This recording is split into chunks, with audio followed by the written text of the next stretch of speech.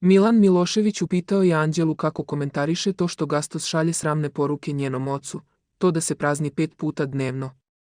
Vrlo se dobro zna kako je on to rekao, rekla je Anđela pokušavajući da ublaži. Milan je nastavio, kada ga je Karić to upitao on je negirao.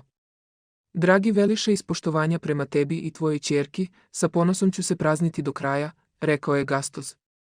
Njegove šale uvek uzimaju zdravo za gotovo, rekla je Anđela.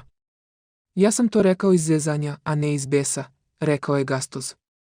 Milan je nastavio, Sanja ga je upitala da li je to rekao. Da, rekao je, Veliše, ja moram 4-5 puta da radim to i to, jer mi tvoja ćerka ne da, potvrdila je Sanja. Onda mi je jasno zašto ga nisu pozdravili, rekao je Karić. To je bilo viralno na svim portalima, Gastos se obratio Anđelinom ocu, zbog tvoje ćerke radim to i to, rekao je Milan. Ljubav, ja tebe poštujem i nije mi teško, završio je Gastos.